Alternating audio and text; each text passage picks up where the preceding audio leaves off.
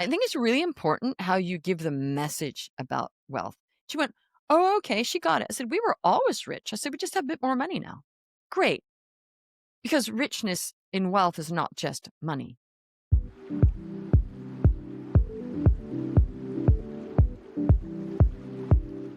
Hey, everybody, and welcome to my show. My name is Tiffany Alexander, and this is Unveiling Journeys. I'm so happy you're here. Can I just tell you 1 minute about me? I I love people. I love people so much. I can't wait to get to know them. And this show is kind of the child of the delivery of why I get to show as many people as possible about all the people that I've been meeting. So let me just tell you what it looks like. I end up meeting cool people and end up saying, "Oh, you're so cool. How can I get to know more people just like you?" And if you're thinking, Tiff, I don't hang out with cool people, you need to say, wow, this has been a great time to get to know you. Who do you know that I need to know? Right. And then if that's not the same angle, you could just share who it is that you know. I find that more often than not, I tend to say, oh my gosh, the people that you're servicing or that you want to have as a client, they're people that I have in my network and I would be happy to share them with you. Here's how you can get a hold of them. And through all of that, the people that I end up hanging out with for at least a half hour and more, and I stay connected with them, I want to tell the rest of the world about them. And that's why the show was born. And so I get to bring to you all the amazing people that I've been able to get to know a tiny bit and a little bit more over the years. One of the more recent people I just met because of the power of referral is our guest today. So I'm so excited. Do me a favor, tell everybody a little bit about who you are and what you're up to right now. Thank you for coming on the Sure. show, by the way, too. No, no. Well, glad to be here. And I think I love it because we were just chatting and you're like, "Hey, wait, let's get you on the podcast." So, who I am, I mean, okay, of two teenage daughters. And I say that first because I do believe that's my most important job is being a mom. Okay. And I think that we have to be more diving into that and fully owning that it's not an aside. Like some people, it's an aside. It's not an aside. Okay. And I think it's about time. And I always say that now. It's about time that women, mothers, say, I'm a mom and I'm proud of it. And oh, by the way, I'm also a this. So I'm that. And I'm also a, yes, I am a coach. I know a lot of people say, oh, I can't use the word coach. Why not? What is wrong with that? So I'm a coach and I'm not proud of it. I mean, I'm proud, but I mean, I'm proud because that's what I am. And I coach coaches and consultants to build build and scale their high ticket coaching programs. Apart from that, I also have another very high end offer, which is more for ultra high net worth individuals and CEOs and founders, which is a whole fix. It's about finding their purpose and legacy and everything. That's a very elite offer, and I only do a few of those. So that's what I'm up to right now. I love that so much. When we met, we instantly hit it off, which I find that I must have the gift of kindred spirit because I can almost talk to anybody about anything. And you said, "Hey, I did some homework on you, and I like that we have things in common, the way that we Mm. have the priorities in order in our life." And so I was like, "You would be phenomenal to have just to come on and to share your heart and your business with everyone." So let's do that. I want to crack into your story and unveil your journey. Let's start from the very beginning. Like, where are you from, and what was this like growing up? Like, what did you want to be, and what that lead to? Well, that's so vast, but I'll try to do my 2-minute versions. Born in California, family of 10 kids. My parents moved us to Australia in 1971. So we were in a foreign land, grew up there. I started my professional life as a fashion designer, went to college for fashion design. You didn't know that about me, did you, No, I Tiffany? didn't. I love finding this No. out. And then, it was in the '80s, and I thought, "Oh, this is very much, like, very superficial," and I'm not a business person, which is kind of ironic now because I was, like, a full-on artist. And then I really wanted to be an actress because I dreamt about what my dream world was about acting when I was, like, a kid and singing. And it ended up I was thinking this morning, what you're implanting as a kid happened. I wasn't famous, but I did end up acting and singing. So then I was in Australia, and I thought, "I really wanna travel," so I started traveling and I was studying acting along the way. And I lived in Paris for 6 years as a sort of Bohemian kind of, poor person. I thought it was cool. I thought it was cool because it's an artist's life. So I had that whole Bohemian starving artist thing, believe it or not. Yeah. And then after 6 years there, it was very interesting. I met a lot of interesting people. I was teaching English. I was a translator. I was doing some acting. It was very Bohemian, very much like La Dolce Vita. Then I thought, you know what? I want to go to America and actually give it a real go. So I moved to New York and I lived in New York for 19 years and I did a little bit of acting. I was not famous, but here's a very fun fact for you, Tiffany. You're supposed to say, what is that? Tell me, I wanna know. Yeah, I'm like, "Ooh, she's hanging I'm in building the." suspense. I was in a film you might actually know. I had one line in a film called No Reservations with Catherine Zeta-Jones. And I I think I've seen joke that. about like my vast library of acting roles that you would know about because it's one. So I did that, and while I was in New York, New York actors, I accidentally got a job as an executive recruiter for Wall Street because they just loved my accent because I had a little bit of a continental accent going on and the culture because I'd learned a lot about art and all that when I was in Europe. And I accidentally, and I didn't know anything about business. I said, "Well, I don't really know anything about business." And they said, "No problem. Well, you're amazing. You're going to be the best recruiter ever." That was the only thing I ever did in my life where I didn't even have to try to be good at it. One Oh, how thing. fun. I didn't have to try. They were like, "You are a natural." And I said, "Why is this so hard for everybody?" Interesting. So I did that. And then I just always negotiated a 3 or 4 day work week so I could do my acting and my filmmaking and all the other stuff I did while I was working for Wall Street. And then What from did you do with there, it? Like, on sorry? tell me a little bit more. You're giving your 2-minute version, I wanna hear longer. Oh my It's like gosh, a tell me more. 10-minute version now. Oh, So okay, I okay. was really good at that, actually. I was recruiting investment bankers that made millions of dollars a year. Okay. Well, I And mean, they didn't know I was an actress. They'd go, "Wow, were you an investment banker?" No. I was thinking I'm actually like an actress on the side here, but it was great. And I learned a lot about business. I learned about negotiation and how to speak to anybody.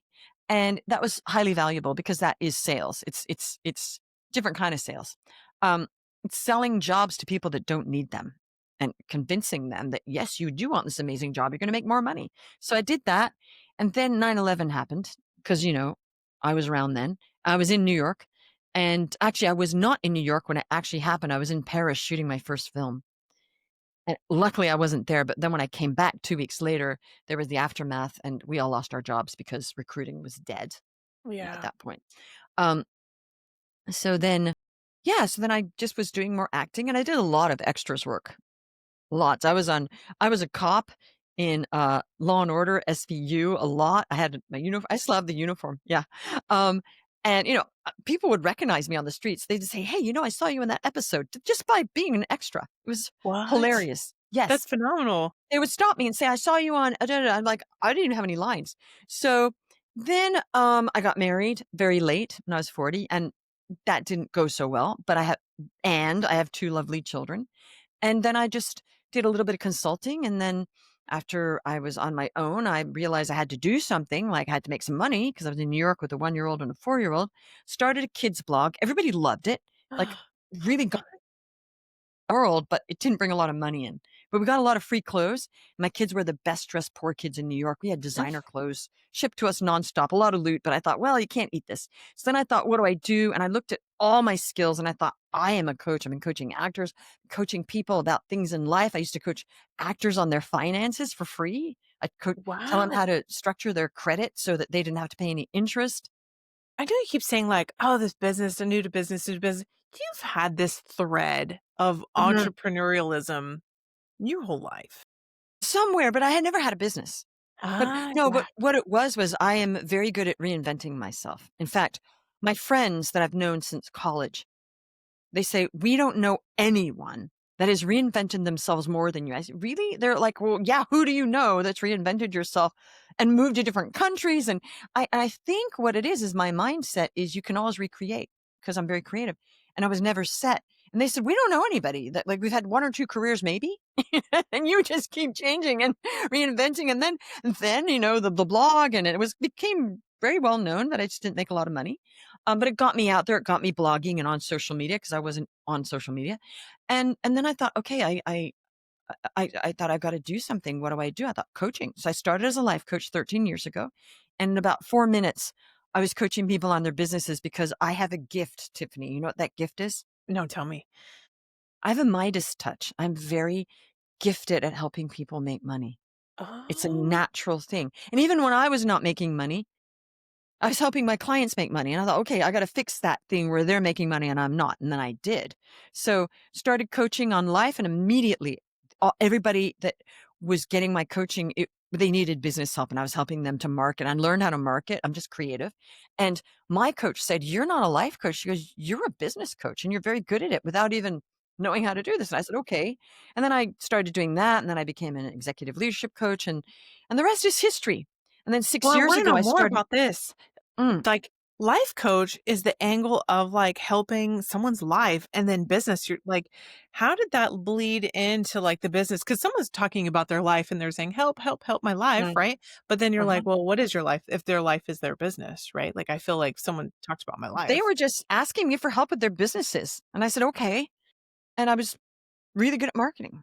Hmm. So, and actually, it's more like there's so many life coaches, and there's a lot of life coaching and business coaching anyway. You can't unpeel it. But then I thought that's true. And then that's more of a, I was really good at it. And she said, "You should just, like, you're a business coach." She said, "You're all your clients. How did you learn this?" That I don't know. Just good at marketing. So that's how that happened. And then, of course, there's more of a value. I mean, I'm not saying it's not valuable to be a life coach, but I mean, there's more of a value for somebody if you say, "Hey, do you want me to help you make more money?" So sure, I'll pay you because, right? I feel a lot of life coaches are struggling now because people don't value life help or health coaching, which I think they should, but they really need their businesses to work. That's like a priority is I need to bring money in because they got to eat and pay their rent and pay for the kids' schools and all sorts of stuff. So that's like everything. You got everything out of me. Oh my goodness. Well, I wanna crack into some more of it because whenever you opened up this angle and now you're marketing, you're telling people, "Hey, listen, I'm a business coach." How did Uh-huh. you attract more clients to your business? I just networked. Okay, networking is your first, you know, offense, right? After a while, networking gets kind of hard to do when you're a single mom in New York with two kids shuffling. So then we moved. I did that for, let's see, like 6 years, I think it was. Yeah. And then I moved to Cincinnati. And then that wasn't even working because the Midwest, often people don't invest as much as New York or like California. And I thought, wow, here I have like this great offer. And it's the wrong market. So I better get online. Then when I got online 6 years ago, I was in deep debt at that point after the divorce. And I was 54 and I just thought, I have to make this work now. Now, the real motivator there, which I think is important, was not just, "Oh my goodness, I need to support my kids." It was, "Oh my goodness, I have daughters and I don't want them to see me fail because then they'll model that." That was my biggest fear and motivator. I thought, I have to turn this around so my daughters see that you can turn things around in life, that you can, and it works because my daughters have a very different mindset from most people. It's like, "Oh yeah, that doesn't work. That's okay, mom. I'll just try something else and that might work." Whoa. I love that. Most people think, "Oh my goodness, if this doesn't work, what'll I do?" They're like, "Well, if it Mhm. doesn't work, we'll just do something else like mom did." Right, yeah. You're Just do something modeling, else. like, Mom got failure online and isn't that end. worked. Well, 100%. I think it's actually better for the mindset of children to see that you go up and down. That creates resilience rather than, "Oh, my mom always did good. She always did well." There's no real lesson in that. I mean, there's lessons if you're teaching them, but the lesson of, "Oh, okay, we weren't doing that well and now we are, and mom turned it around in your 50s. Oh, we can do anything. And we can Yeah. even be old and do it." Right? Yeah. Because kids think, you know, obviously my kids think I'm old, you know, but so I feel like the gift with this is even when I lose, I win, is that my kids got a better mindset that, the redemption, up, down, you can always recreate and nothing's forever. And it's not set in stone that you're a failure because you failed. You can pick yourself up even at a late age and create a multi-million-dollar business because mom did it. I think that is a good lesson that they can model. I hope, they'll probably go up and down in life. We have ups and downs, but they'll know how to deal now when they have a low. Does that make sense? Oh, yeah. I could even imagine if you had just crushed it your entire life and never faced any lows, like, how do they even fill those shoes? Like, mom was the best and, Right. just being able to And watch you everything. into resilience. Yes. They saw me, pretty low, and I'd never the good thing, though, is I didn't want to destroy their money mindset, so I never said the words, "We can't afford that," ever. They never came out of my mouth. I was very aware of that because I had already been through money story in the first iteration of my business, and I teach people that, and I thought, "Okay, I'm gonna do this right." They're not gonna know that everything's on credit, and we had a nice place to live, and we always had nice food, but, and I always paid for as many lessons because I never ever cheaped out on that because education and skills, I always knew we're going to be fine. So I'm just going to spend my money on their lessons, just extracurricular stuff. And also I was homeschooling before. So they just thought, oh, we're doing the same stuff. We all the lessons is normal. We eat well. We go out every now and then, but they didn't understand. Then we went to some place, it was because there was a special on, or they say, Mom, what should I order? And I go, I think you should order this. Really? Yes, always the cheapest thing. Yeah. And then when they go, "Oh, should I have that?" I'm like, I don't think it's so good. Why don't you take that?" "Okay, mom." And then if they say, "Hey, mom, can we have this?" I'd say, "You know what? Let me think about that. I'll see if that's let's see if it might not be in the budget this week. Let's see." And they go, "Okay, mom." So I never said, "Oh, can't afford that. We're in such deep pain. We're broke." Same. Never. Never. So they didn't know all this because they'd already been through enough. Yeah. And it was all on credit. And I thought, well, it's 0%. So I wasn't paying interest. And I thought, you know what? I'm going to get back on track one day. Um, so yeah, they also didn't have to have the burden of a mother saying, "Oh, we can't afford that," because that's the worst. Uh, I don't know if you know this, but you're like my spirit animal. And Oh, I've had the highs and lows being in real estate and as an investor and now having a 5-year-old and a 7-year-old. And it's like, even in the last 7 years to have highs and lows and was like, hey, you know what? Let's save up for that. What should we do mhm. in the meantime? Like, Yes, yes, let's decide. And I think that's important to know. I'm always optimistic. I can come out of all of it, right? Just yeah, reinvent sure. yourself. What's worst case scenario? Oh, we live in America. There's food Well, I stamps. I mean, mean, like, gosh. let's face it. In the old days, we would have been on the street without credit. I love credit cards. People go, "Oh, my credit." I'm like, I see things so differently. Credit saved us, and I used it well. And I just thought this is the best cheap cost loan I've ever had in my life. And because I managed it well, it was always put onto 0% with no interest. I thought this is the greatest low cost loan ever. It's not ruining my credit and I will pay it off eventually. And I did, and I paid it off at once. But, yeah, I mean, we're always going to be fine. I think it's so important not to burden our children with our financial issues when we can just put it on credit. As I said, in the old days, we would have been on the streets Yeah, yeah. because we had no money. So I said to my brother, I said, I'm so grateful for credit. And I think people aren't grateful enough for credit because we wouldn't have been putting food on the table. I thought, I'm just going to be living in gratitude. We always had a nice place. I was not going to have my kids live in a dump. So we always had a nice place. And so they just thought we live in a nice place. We eat organic food because I care about health. Okay. And we're doing all our lessons as normal, business as usual. I guess they didn't notice that I was driving a rusty Jeep. Nice. And then the funny thing is, I was still driving a rusty Jeep when I was already a millionaire. I'd already made about a couple million. I hadn't had time. I didn't have time. And I thought, oh, well, whatever. I thought, gee, I really should upgrade and, like for energy, like buy. And I thought, I'm going to go buy a Tesla. So my kids were like, what? She's just buying this new Tesla. So my daughter's going, wow, mom.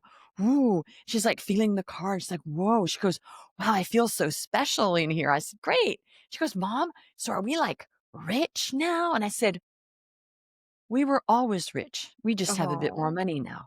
And she went, Oh. oh, okay. So I Yeah. think it's really important how you give the message about wealth.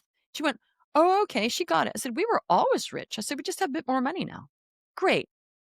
Because richness in wealth is not just money. Mm. No, it's richness in behavior and kindness and health and richness in life and friends and richness, like wealth of, I could go on and on, but I believe in the Exactly. abundance And of it all abundance too. and all of that. Mhm. And it really, we got a better car. We got a better That's car. just it. That's just it. And I paid my debts off, but that wasn't to do with them. And they're same as usual. Same Yeah. thing. Because I don't spoil my children at all. Oh, that's good, that's good. I try not to, but man, their grandparents are trying so hard to go around me to spoil them. So Right. that's Well, we another don't have that. conversation another day, right? Although we Um, do travel more, so, they've noticed that. We do that's where the money's spent. We do travel more, so that's changed. But, you know well, I wanna ask you this question because you're doing amazing. You've unlocked the key to yourself privately, let alone to your clients. Hey, why do you keep going? Why do you keep showing up for your clients? Because you could just hang up your hat with a cocktail in your hand, you know? No, I could. I would not wanna do that because I don't think I'm ever gonna retire, but, I could do I'm an investor as well, and I could do doing other things. However, I am and a colleague figured this out 3 years ago. He said, "Wow," he goes, "I know why you're really good at what you do." And I said, "Why?" He said, "You are emotionally connected to what you do." And he said, "It's palpable." And he said, "I've realized that the people that are the best at what they do are emotionally connected to what they do." And I thought, that makes sense. He said, "That's why you can sustain all this." So I thought, you're correct. I am emotionally connected to people thriving and making money. Why? Because I didn't do well. So now it's, it's the reformed smoker kind of, right? So I want to fix the problem I have so deeply for other people because I don't want people to go through what I went through. It wasn't fun. And I think that I went through too much hardship. There's grit and resilience, but there's a point where it's just too much. It's like I didn't need to go through all of that. I get it. Like I was like, okay, enough already. I get it. I'm gritty enough. I don't need any more. So there is a point where you're good. And I think that sometimes when you have a lot of challenges, sometimes moralizing. So I don't wish for my kids to have quite as many challenges as me. I want them, this is kind of controlling as a mom because what I want is I want them to have enough dished out that they have a lot of challenges, but not so much that they can be demoralized because I was kind of demoralized at one point, right? Mhm. And that's not good. So um I don't want people everybody has challenges anyway. I'm not saving them from challenge. However, I want people to get the answers so they don't give up and they can succeed and they can see the light at the end of the tunnel and they can thrive and make lots of money with their talents, whatever that is. Well, coaching, consulting with the high end, it's something different, but the high end is more about like, what's your purpose? Because, then we move upwards. Money becomes meaningless after you've made it enough.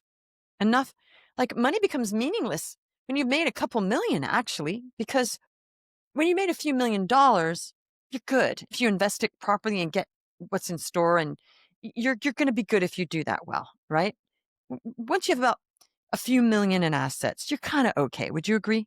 Yeah, I mean, if you could just the interest alone, calculating off of it, you can live an okay life pretty much Right. anywhere. I mean, not like maybe New York, Manhattan, right? But like, yeah, you Yeah, could if exactly. you're diligent with No, it. if So, you invest it properly, yeah. and so why do I do it? Because I have a gift to help people. It'd be wasting it to just stop when I could be helping a lot more people. So Mm. that's why, and I want to create. Well, we'll talk about it in a minute, but so for now, when I see that people can come in and they weren't making money and now they are and they're happy and they're doing what they want, and why wouldn't I want to keep doing that? Yeah. All right. This is phenomenal. I love that you shared your heart in this. At this point, people are thinking, I want to know you. I want to find you. Like, how do I get involved with you? What's your favorite location for people to come find you? Well, actually, it's my reviews page because then not only are they finding me, they're seeing hundreds of clients talk about what goes on. So it's jeanneomlor.com/reviews/. Ooh, Okay. nice. And Other than that, if you just want to find me, LinkedIn's probably the best place. nice, nice. And if you're like, I have it's in the show notes. You shoot me a message. I will get you with Jean. Um, this is awesome. Okay, I have two more questions for you.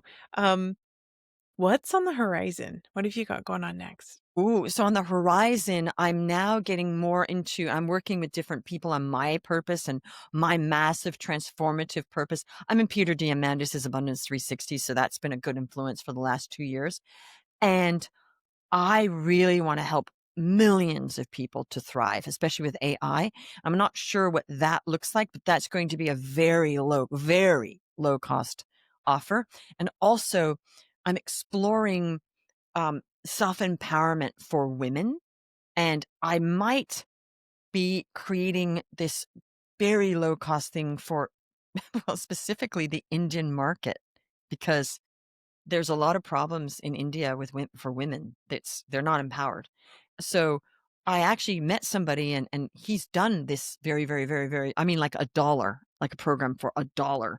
And he said, Jeanne, Indian women could really use your help with self-empowerment. Said, wow.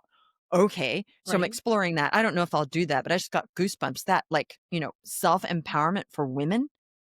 Amazing. I'm not going to empower them. We can't empower other people. We have to teach people to empower themselves. Right. So I'm never going to say the words, I empower women because that's disempowering. But so anyway, some way, either that or both, some way to help people to thrive, come up with ways to thrive, to invest, to create money in the new age that's here and coming with AI and universal basic income, which I'm scared of. I mean, I think that that's going to be very, very bad social welfare, So I have different opinions about this. I don't actually think it's going to be abundance for all. I think it's going to be abundance for some. And you know, if you get caught under the truck, you know, it might be worse. So I'm not a pessimist, but I just don't believe that. Right. So that's where I feel like my heart will be as I go more. The passion project will be help more people. Does that make sense? They don't, Yeah. because a lot of people are not articulate. They're not, they don't brush up well like you and I do. They maybe didn't study coaching. Maybe they're not educated and they can't.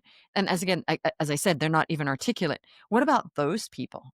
We got to help those people. So I don't know how that's going to manifest, but I've been, slowly, and I'm meeting more people. And this guy, I don't know if that's going to work, but that sparked something in me. I thought that's true. Um, Something very available, like a dollar. Anybody can afford a dollar even in India, Yeah, yeah, for sure. Oh, this is right? awesome. So, point being is that if you're listening right now, go to her website, and then you are going to see what she's going to probably never sit down from here forward to be able to stop doing amazing things. Uh, Last question: what What are your golden words of wisdom that you want to leave everybody with? Okay, it is. Um, if not now, when? It's a question. If not now, when? Because what I've realized is people are always waiting for the moment when. That might never come. And by the way, I don't know about you, Tiffany, but my weeks are passing like they're just zipping by now.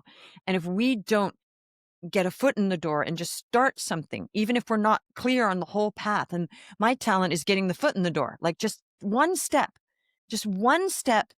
on your journey is action. And then you take another. You don't have to have it all figured out and all your ducks in a row. Actually, one of my sayings is get one duck in a row and shoot it because massive, messy action. So question yourself, if not now. And I ask myself, and I'm like, whoa, you're right, Jeanne. If not now, when? And that is what sparked me to get on the line when I woke up one morning 6 years ago and I thought, this isn't working. I got to change this. And a voice in my head said, if not now, when? And I thought, well, that's true. I'm 54. When? And I just took action. And that is how this happened. And I feel like I dodged a bullet because every day I'm so grateful that I took action because I would not be where I am right now. And I don't even, oh my goodness, I don't even want to think about where I might be if I hadn't taken that action. Just struggling 60-year-old single mom. Whoa, Yeah, not fun, no, right? not at all. Not We're not. fun. So, yeah, not fun, especially with the era that we're in now and what's going to happen. So I feel like I dodged a bullet and I feel like I want to help a lot of people dodge bullets. Just get something going. So if not now, when? That's it. Ask yourself, when? I love your words of wisdom, and I'm so grateful for your time. Thank you for coming on the show and sharing your heart with everybody. Everybody, if you made it this far, thank you for staying and hanging out with us this long. And I appreciate you so much for being an audience member and listening to this episode. I am going to say I will see you guys next time. And do me a favor, go reach out and follow Jeanne and her website and all the show notes below. And then I will see you guys on the next episode. Everybody, go have a great day. Bye.